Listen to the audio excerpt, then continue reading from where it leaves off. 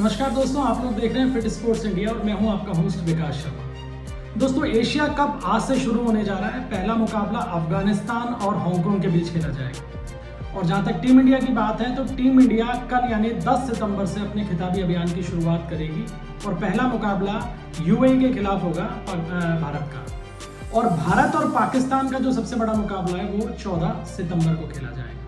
लेकिन दोस्तों, उससे पहले टीम इंडिया की प्लेइंग 11 में पेच फंसा हुआ है और सबसे बड़ा विवाद इस समय चल रहा है कि एज ए विकेटकीपर बैटर क्या जितेश शर्मा को प्राथमिकता मिलेगी या संजू सैमसन ही टीम में बने रहेंगे। अब इस सवाल का जवाब अभी तक सामने नहीं आ पाया है और यही कारण है कि असमंजस की स्थिति है टीम में भी, जो प्रैक्टिस सेशन में भी दिखाई देती है। अभी तक की जो तस्वीर प्रैक्टिस सेशन की निकल के आती है उसमें जितेश शर्मा को कोच जिस तरीके से, गौतम गंभीर की बात कर रहे हैं, कोच गौतम गंभीर जिस तरीके से उनको परख रहे हैं, जिस तरीके से उनको सलाह दे रहे हैं, उनके ऊपर पूरा फोकस बनाया हुआ है, उससे कहीं ना कहीं ये लगता है कि जितेश शर्मा को प्राथमिकता मिल सकती है संजू सैमसन पर। जो प्रैक्टिस सेशन रहा उसमें भी जितेश काफी सक्रिय दिखाई दिए और संजू दूर बैठे देखते रहे, लेकिन बाद में संजू खुद भी प्रैक्टिस के लिए आए, पैडअप करके आए और काफी देर तक उन्होंने लंबे लंबे शॉट्स भी लगाए और उनके शॉट्स की एक्यूरेसी ये बता रही थी कि संजू इस समय भी फॉर्म में है। लेकिन कुल मिलाकर अभी तक ये तस्वीर सामने नहीं आ पाई है कि क्या जितेश शर्मा को प्लेइंग 11 में जगह मिलेगी या संजू सैमसन को शामिल किया जाएगा। और ऐसा हो क्यों रहा है ये हम आपको बताते हैं।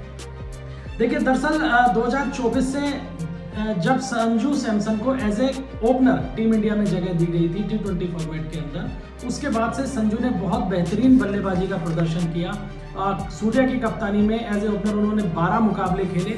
अगर इन 12 मुकाबलों में संजू के प्रदर्शन की बात करें तो 12 पारियों में उन्होंने 3 शतक ठोके हैं, 38 की उनकी औसत रही है और 417 रन बनाए हैं, यानी बहुत बेहतरीन प्रदर्शन संजू का रहा है।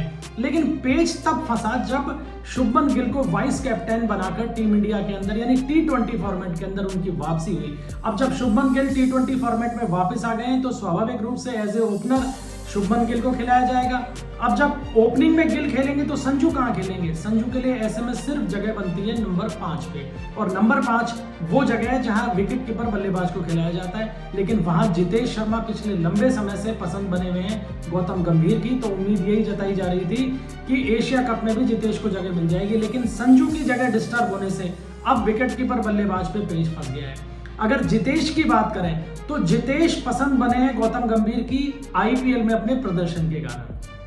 आईपीएल में आरसीबी का हिस्सा रहे हैं जितेश शर्मा और आईपीएल में 2025 में उन्होंने फिनिशर के तौर पे बहुत शानदार प्रदर्शन किया और टीम को जिताने में भी उनकी बहुत बड़ी भूमिका रही है as a finisher.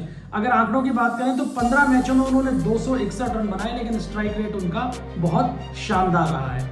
Team India के लिए अगर जितेश के प्रदर्शन की बात करें तो अब तक जितेश ने 9 इंटरनेशनल T20 भारत के लिए खेले, जिसमें 147 के स्ट्राइक रेट से उन्होंने 100 रन बनाए। रन कम इसलिए क्योंकि नीचे खेलने आते हैं। तो यही कारण है कि जितेश और संजू, इन दोनों नामों पे अभी तक फैसला नहीं हो पा रहा कि किसे जगह मिलेगी और किसे नहीं मिलेगी।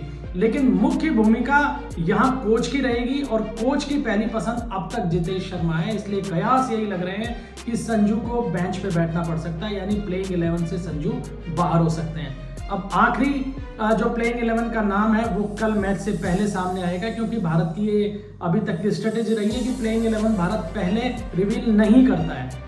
लिहाजा हमें इंतजार करना पड़ेगा और ये देखना रोचक होगा कि जितेश और संजू में से कौन टीम इंडिया का हिस्सा बन पाता है। दोस्तों, आज के वीडियो में इतना ही। आगे फिर किसी दूसरे सब्जेक्ट को लेके आप सबके सामने हाजिर होंगे। तब तक के लिए इजाजत दीजिए। धन्यवाद। जय हिंद, जय भारत।